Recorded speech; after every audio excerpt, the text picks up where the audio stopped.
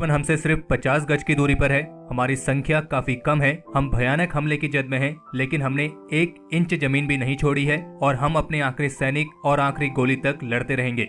ये शब्द हैं भारत के पहले परमवीर मेजर सोमनाथ शर्मा के, जिन्होंने 1947-48 के भारत पाकिस्तान युद्ध में वीर गति को प्राप्त होने से पहले ये मैसेज अपने हेडक्वार्टर को भेजा था। और आज के एपिसोड में हम आपको भारत के इसी परमवीर के जीवन से जुड़ी कुछ ऐसी बातें बताने जा रहे हैं जो निश्चित रूप से आपको इस जीवन में इस देश के लिए कुछ बड़ा करने के लिए प्रेरित करेंगी। So without wasting the time, let's begin.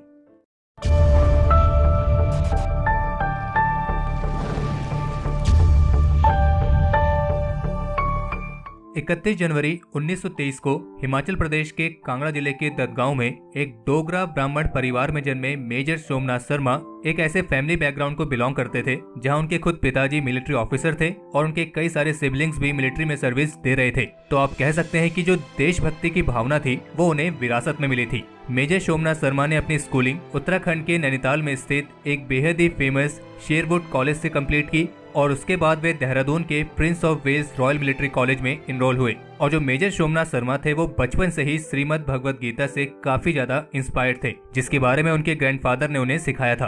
और वो हमेशा अपनी पॉकेट में श्रीमद् भगवत गीता भी कैरी करते थे। यहाँ तक कि उनके अंतिम समय में उनकी शव की पहचान उनकी जेब में पड़ी इसी श्रीमद् भगवत गीता और उनके पिस्टल के खोल से हुई थी।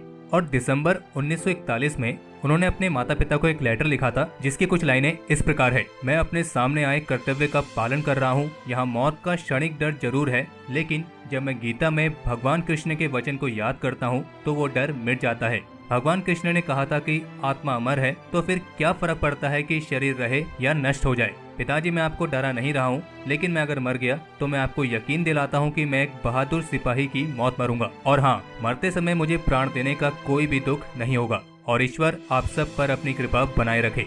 अगर बात करें इनके शानदार मिलिट्री करियर की, तो major Somnath Sharma royal military college से ग्रेजुएट होने के बाद 22 फरवरी 1942 यानी कि 1942 में ब्रिटिश इंडियन आर्मी की 19वीं हैदराबाद रेजिमेंट की 8वीं बटालियन में कमीशन हुए थे, जो कि बाद में जाकर इंडियन आर्मी की कुमाऊं रेजिमेंट की 4थी बटालियन में कन्वर्ट हुई। और यहाँ तक कि द्वितीय विश्व युद्ध में अराकन कैंपेन के दौरान वे बर्मा में जापानीज के खिलाफ भी लड़े थे। और उस समय मेजर सोमनाथ शर्मा ने कर्नल के.एस. थमैया के कमांड में सर्व किया था, जो कि बाद में जाकर 1957 से 1961 तक चीफ ऑफ आर्मी स्टाफ भी रहे थे। और अराकन कैंपेन के दौरान उनके अदम्य साहस और वीरता के लिए मेजर सोमनाथ शर्मा को मेंशन इन डिस्पैचेस से भी सम्मानित किया गया था।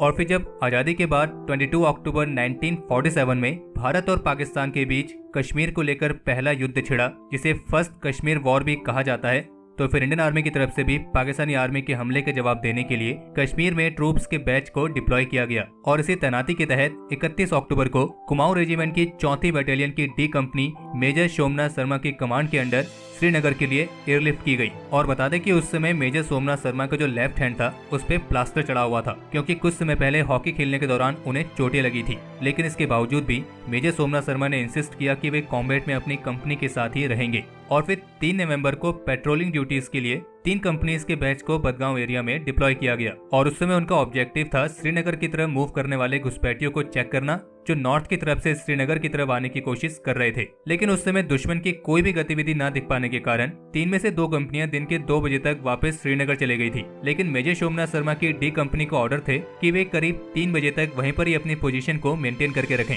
लेकिन तभी 2:35 पर उनकी डी कंपनी पर एक लोकल रेजिडेंट हाउस से फायर आया। लेकिन मेजर सोमनाथ शर्मा के पास काउंटर फायर करने के लिए ऑर्डर नहीं थे, और ऐसा इसलिए था ताकि कोई इनोसेंट सिविलियंस ना मारे जाएं। लेकिन तभी अचानक से करीब 700 के आसपास घुसपैठिए गुलमर्ग की तरफ से बदगांव की तरफ अप्रोच किए। और फिर क्या था, देखते देखते डी कंपनी को उन घुसपैठियों ने तीनों साइड से घेर लिया और उन पर हैवी फायरिंग करना शुरू कर दिया, जिसमें वे मोटार से भी फायर कर रहे थे। और इसी फायरिंग में डी कंपनी को काफी भारी कैजुअलिटीज भी हुई। लेकिन मेजर सोमनाथ शर्मा को इस बात का एहसास था कि अगर उन्होंने अपनी इस पोजीशन को छोड़ दिया तो फिर श्रीनगर और एयरपोर्ट खतरे में आ जाएगा। तो फिर मेजर सोमनाथ शर्मा ने अपनी डी कंपनी के साथ उसी पोजीशन से उन घुसपैठियों का मुकाबला करने का फैसला लिया और उन्होंने अपनी पूरी कंपनी से बहादुरी से लड़ने के लिए आग्रह किया। और बता दें कि मेजर सोमनाथ शर्मा की डी कंपनी घुसपैठियों की संख्या की तुलना में काफी कम थी, लेकिन इसके बावजूद भी मेजर सोमनाथ शर्मा और उनकी डी कंपनी उन घुसपैठियों का मुकाबला करती रही, जबकि उनकी तरफ से बहुत ही हैवी फायर आ रहा था। और इसी बीच मेजर सोमनाथ शर्मा ने यह भी फैसला लिया कि जो लाइट मशीन गन को ऑपरेट कर रहा है उससे वे खुद एम्यूनिशन डिस्ट्रीब्यूट करेंगे।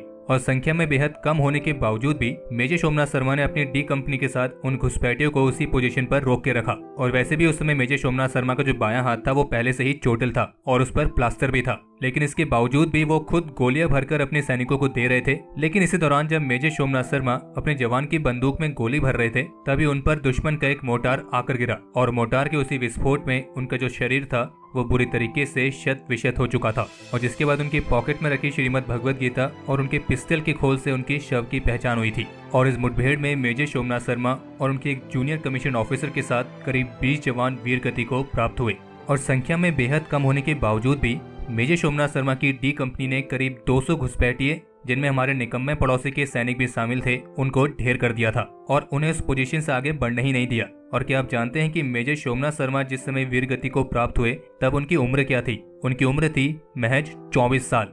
और फिर बाद में मेजर सोमनाथ शर्मा को युद्ध में उनके रण कौशल के लिए मरणोपरांत परमवीर चक्र से भी सम्मानित किया गया था। और इत्तेफाक की बात यह है कि परमवीर चक्र को जिन्होंने डिजाइन किया था यानी कि सावित्री खनोलकर, वो मेजर सोमनाथ शर्मा के भाई की मदर इन लॉ थी। और अब आप ये देखिए कि इस परमवीर चक्र से सम्मानित होने वाला सबसे पहला योद्धा भी उनकी ही फैमिली का था। और आप ये भी कह सकते हैं कि मेजर सोमनाथ शर्मा और उनकी डी कंपनी उनमें से है जिन्होंने हमारे निकम्मे पड़ोसियों को यह सबसे पहले एहसास दिलाया कि भारत के वीर योद्धाओं के शौर्य के आगे उनकी क्या हैसियत है और वो चाहे कितनी ही कोशिशें कर ले, वो भारत के वीर जवानों के रहते इस देश का बाल विवाह नहीं कर सकता है।